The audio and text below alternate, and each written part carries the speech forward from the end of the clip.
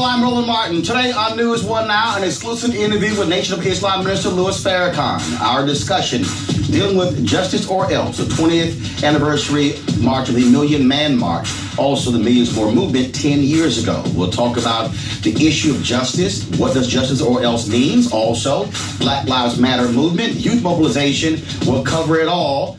It's time to bring the funk right here on News One Now on TV One.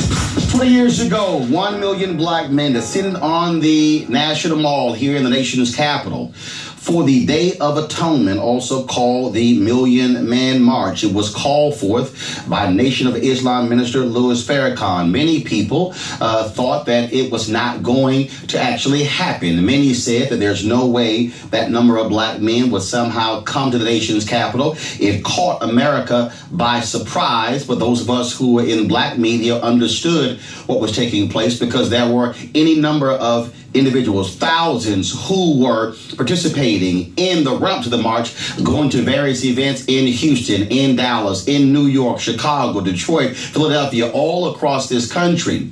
But many folks forget is the Million Man March was at a unique time in American history. You had the O.J. Simpson case, you had the attacks on black men in national media. And here we stand 20 years later, an African American sitting in the White House. Yet you have black men who are gunned down by police, black women who are being gunned down by police. You have young folks taking to the streets in massive marches in cities across this country demanding justice for police, demanding justice in jails. So the question is, what will take place when it comes to justice or else? Joining us right now is Nation of Islam Minister Louis Farrakhan for his first live national broadcast on television. Minister Farrakhan, glad to have you here on TV One. Very honored to be here with you, Brother Roland. Thank you so much for allowing me to be with you. Did you think when you stood on the steps of the U.S. Capitol 20 years ago that we would be literally having the same conversation 20 years later? I could not see that far, but it is tragic that what brought us to the mall 20 years ago has intensified now, even with the president of America being a black man. Now we are suffering greatly because in that 20 years, since the Million Man March, we had the growth of the prison industrial complex, and Bill Clinton, whom we thought was the first black president, on his watch, more black men and women were imprisoned. The sad thing is, in 1995, the Reverend Jesse Jackson, speaking at the Million Man March, brought up the fact that at the same time that we were in Washington, on the Capitol, or in the Capitol, on the Hill, there was an argument raging over crack cocaine and its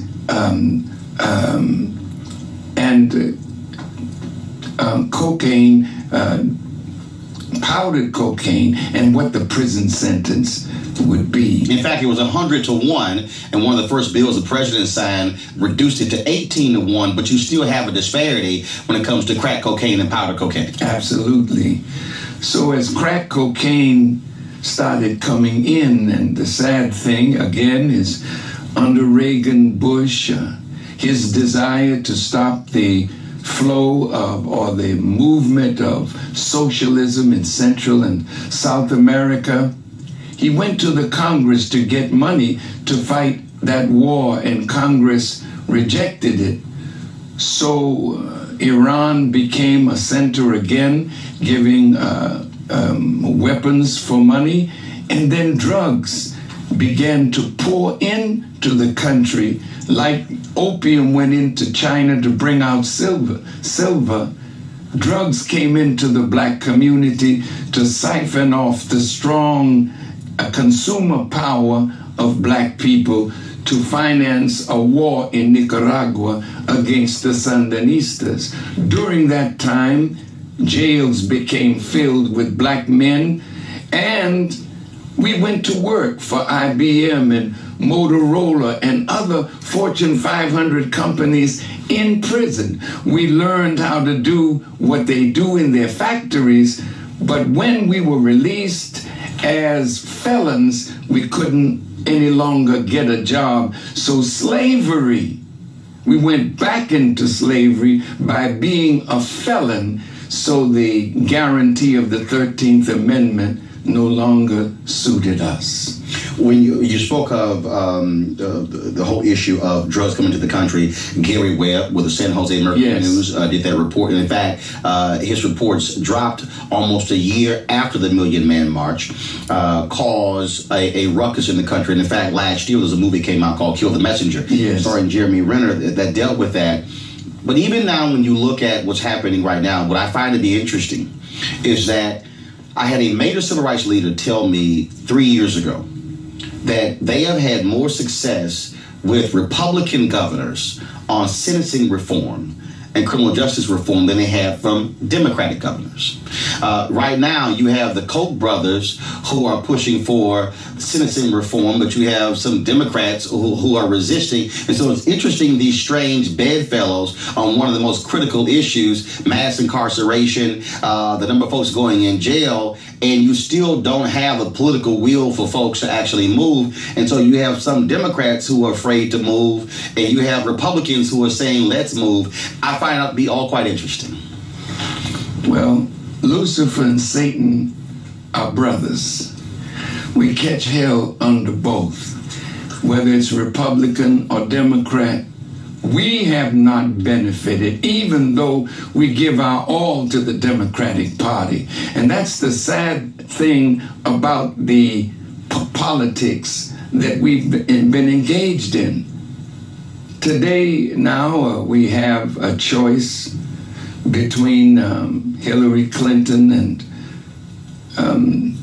what's the on the Democratic side? You got Hillary Clinton, you got O'Malley, you got Bernie Sanders, possibly Vice President Joe Biden, Jim Webb of Virginia. But none of them can save America from what is coming down on this country. If you listen to the talk of the Republicans and the Democrats, they don't seem to realize the time that America is in right now.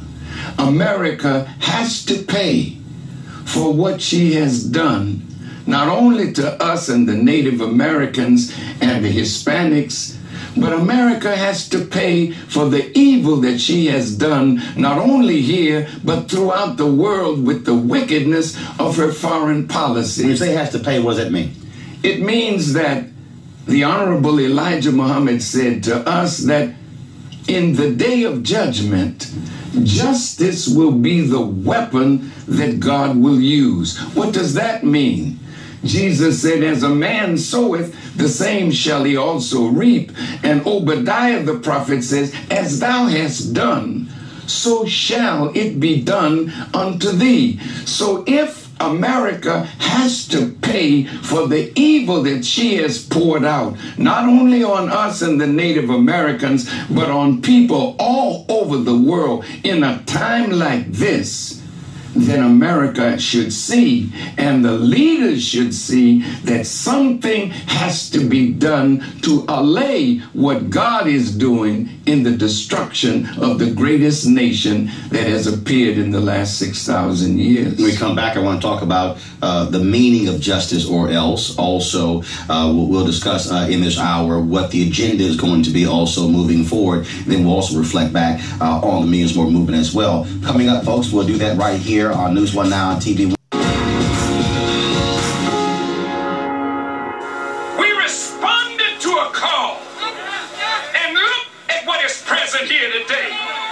We have here those brothers with means means and those who have no means, those who are light and those who are dark, those who are educated, those who are uneducated, those who are business people, those who don't know anything about business, those who are young, those who are old, those who are scientific, those who know nothing of science, those who are religious and those who are irreligious, those who are Christian, those who are Muslim, those who are Baptist, those who are Methodist, those who are Episcopalian, those of traditional African religion. We got them all here today.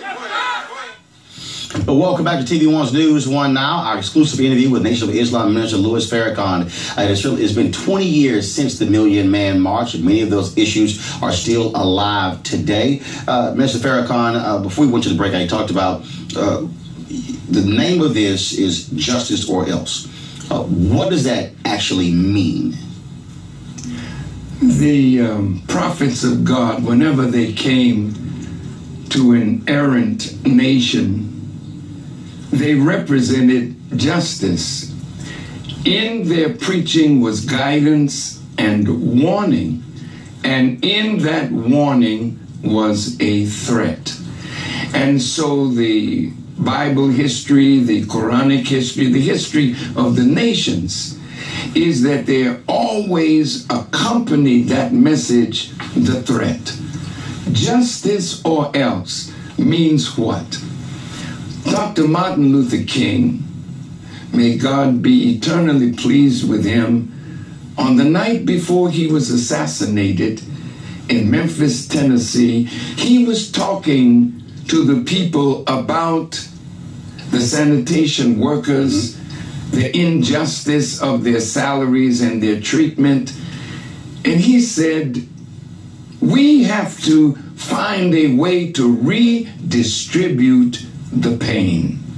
He talked about going to those businesses that benefited from black dollars, and he said, we have to now withdraw our economic support so that those who give us pain can receive some pain in return. In fact, he was referencing in that very passage Reverend Jesse Jackson Sr., who at the time was leading Operation Breadbasket, which is about driving dollars to black businesses. That's correct.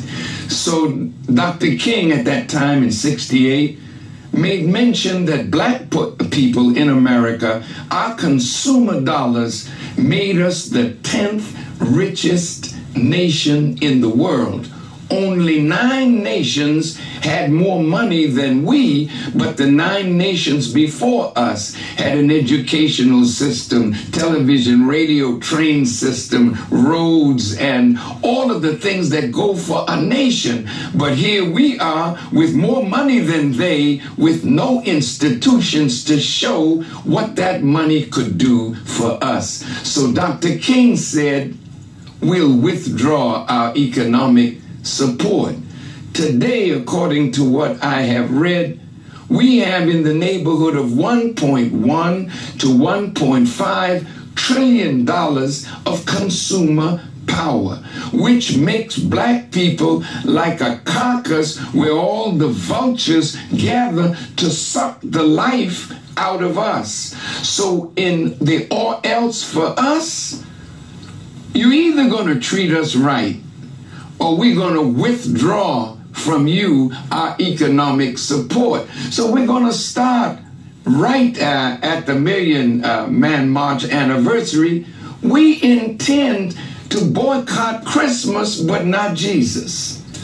We think that they have taken advantage of us and our consumer dollars by materializing the respect and honor of Jesus and making it a bonanza for white business. So on Black Friday, we won't be there. And in fact, last year, it started, and Black Friday sales were down.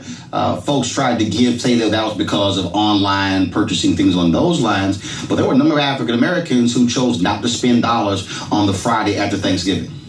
We choose not to spend dollars on Black Friday, Black Saturday, Black Sunday, Black Monday. We are not going to spend our money for the rest of that year with those companies that we have traditionally spent our money on.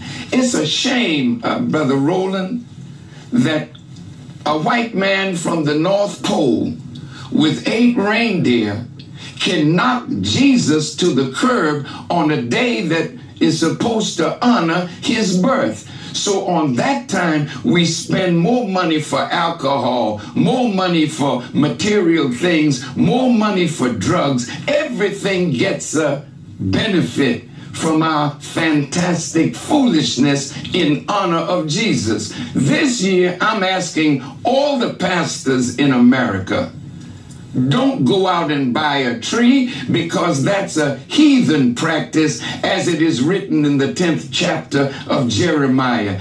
Take your money and put it in your pocket, and on that day, let's reserve that day for the honor of Jesus the Christ. What were his last words to us? He said, love ye one another even as I have loved you. Let's go home, gather the family around the table, take the money that you've saved by not spending foolishly, and buy good, clean food from an organic food market. Learn how to shop with your own black brother and sister, and when they feel the pain of our withdrawal of our economic power from them, then we can talk about real change in America that has not happened. Emmett Till was murdered 60 years ago, and 60 years later, we're still suffering the same thing. Something has got to give, and so we intend to organize our people as never before to resist our killing, a judicial killing by police, but the worst thing, Brother Roland, is our killing of each other inside every neighborhood where we live. I want to pick up on that when we come back. We're going to a break right now. We're talking with Minister Louis Farrakhan. And those of you who know the plight of my father knows that whenever any black man is in trouble, he always come to your aid. Never be ashamed to stand up and say that Farrakhan is a friend of the black man. Welcome back to News One Now, exclusive interview with Nation of Islam Minister Louis Farrakhan, leading up to the 20th anniversary of the Million Man March. Minister Farrakhan, before we went to the break, you talked about the killings taking place in our neighborhood, in our communities. And it was very interesting to me. In fact, I had a white gentleman who tweeted me earlier, you need to be more focused on this. And I said, well, why don't you talk about white on white crime? I said, so you don't get to tell me what to do, then I ain't gonna tell you what to do. But what's interesting is when we talk about what's happening in our community, we do have to confront the reality of the number of smart brothers, potential breadwinners, brilliant minds that are being buried and never getting a chance to live their life to the fullest. How do we stop it? My dear brother Roland, our community has become a cesspool of filth, indecency, drugs, guns, unemployment. And it looks as though there are those that are in our community, not from our community, that take advantage of the social engineering that has engineered our youth into a savage condition. What can we do? I was in Atlanta recently, and I had the privilege of talking to Martin Luther King III. And he raised that same question, Brother Roland, what can we do? And I said to him, brother, your father taught us nonviolence. And he thought and believed that our nonviolence and our love shown to white people who were always violent toward us would change their hearts. 50 years after Dr. King, and if you have his words, he said, My dream that I talked about has now become a nightmare. We have not changed the hearts of those who have murdered us outside of the law of justice. So what shall we do? We are now killing each other. We are raping and robbing and pillaging our own communities. Our own communities are not safe. The elderly can't walk the street. The children can't play for being shot down by gang conflict.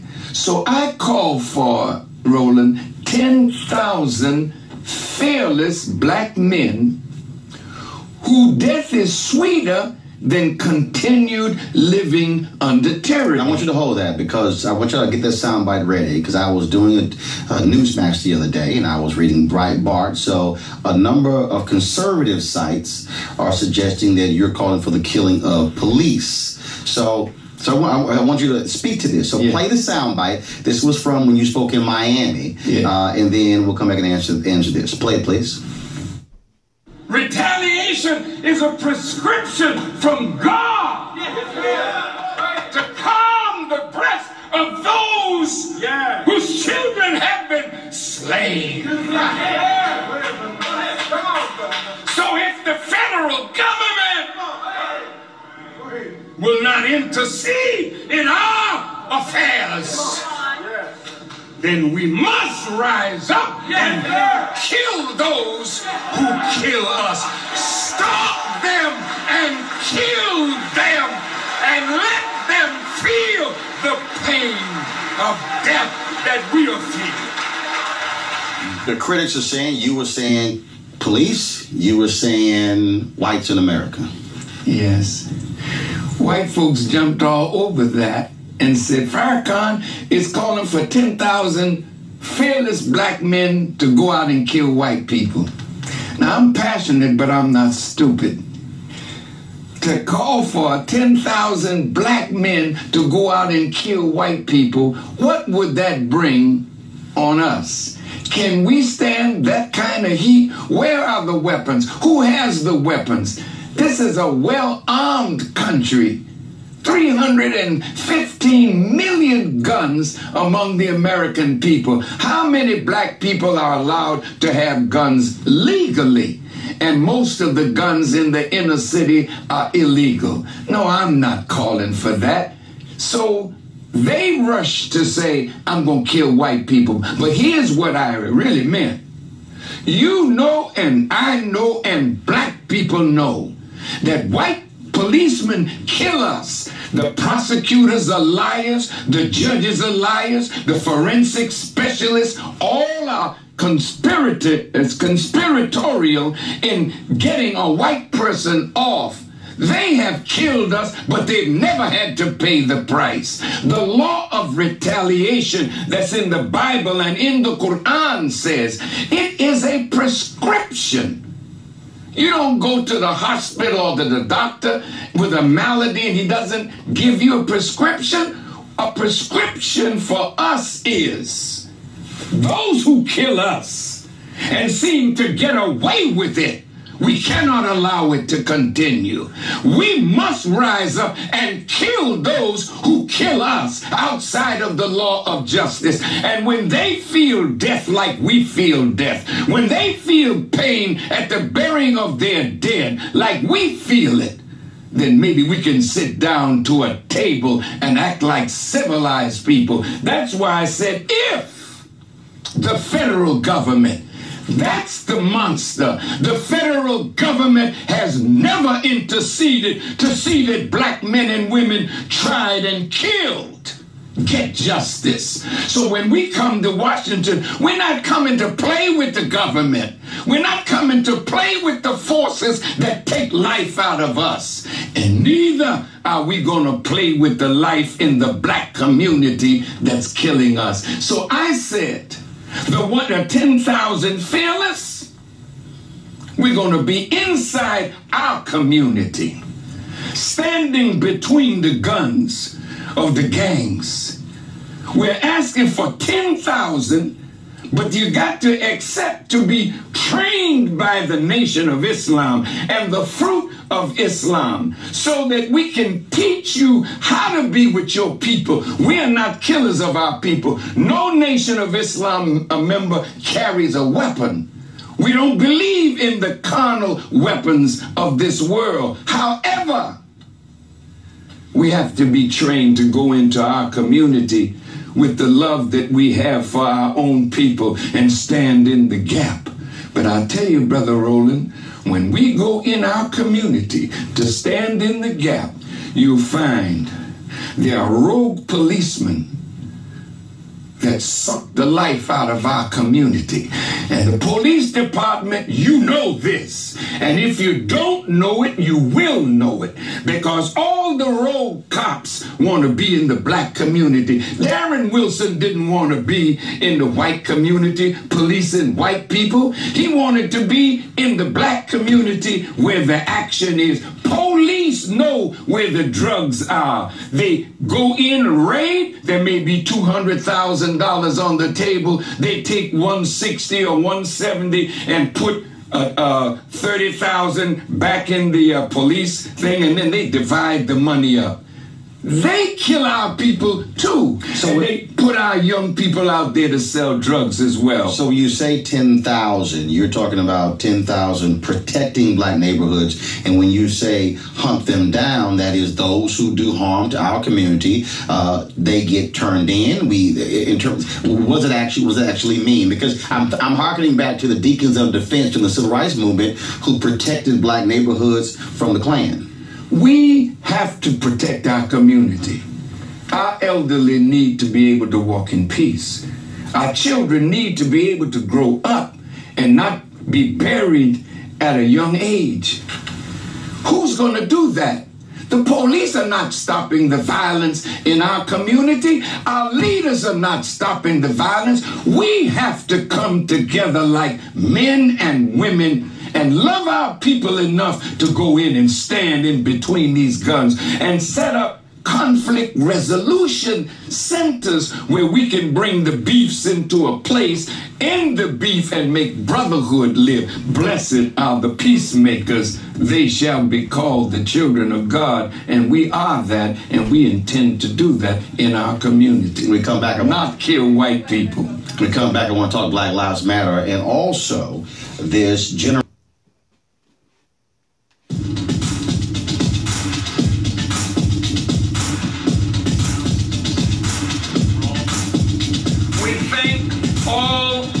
Black newspapers, radio stations, commentators, disc jockeys who really talked up the Million Man March.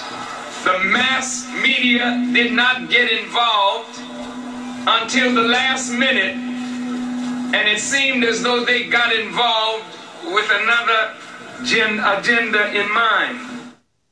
Welcome back to News One Now, our exclusive interview with Nation of Islam Minister Louis Farrakhan. Minister Farrakhan, I want to pick up on that point, and that is, it's interesting, I have been highly critical of Bill O'Reilly, Juan Williams, Megyn Kelly, Don Lemon, and others who are misconstruing, purposely in my mind, what's happening with Black Lives Matter. And it just simply speaks to why you have to have black-owned media that controls the message. As you've been traveling around this country, you've been doing interviews with largely black media. And with Black Lives Matter, it is interesting the attacks that are going on, and I think it's because they are being just a little too effective for a lot of folks.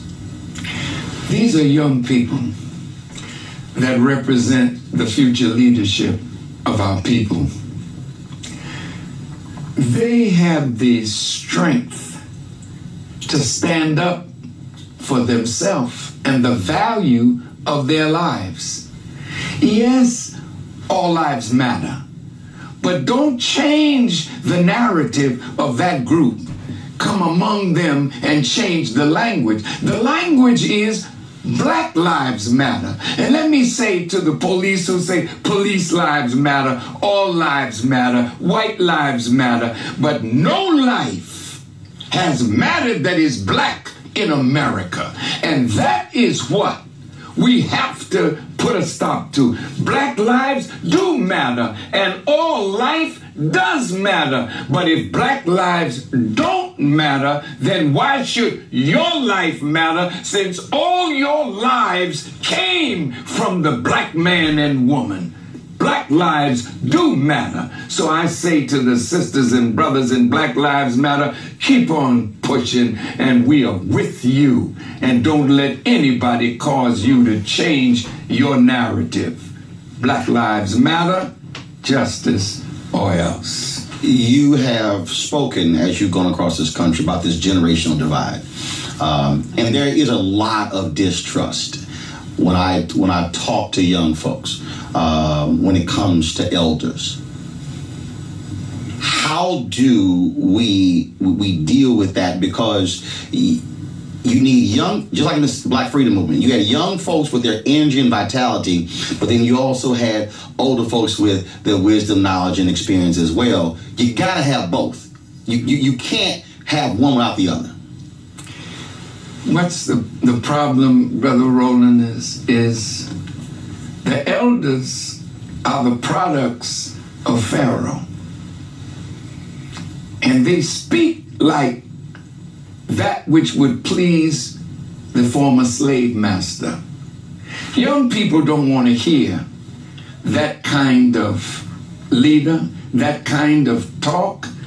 So the Pharaoh people, the people that want to integrate, the people that want to be close to their former slave masters, the people that want to pat on the back by white people. You are finished with young black people. We don't want you, because you are the enemy inside of a black face. But today, the youth are saying, It's like it was when the children of Israel had spied the promised land and wanted to go in, but the land was filled with giants. What did the elders say? They told Moses and Aaron, look, man, you tell God to go in that land and get rid of the giants, then we'll come in.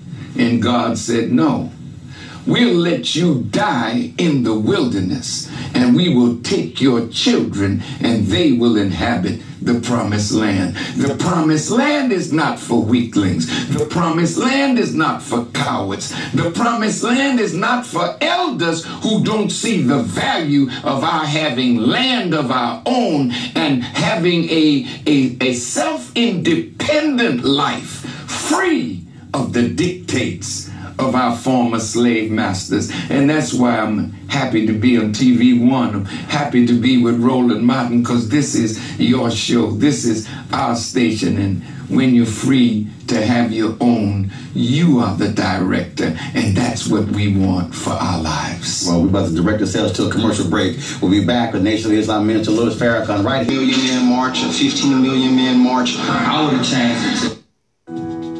You can call it a million man march, a 2 million man march, a 15 million man march.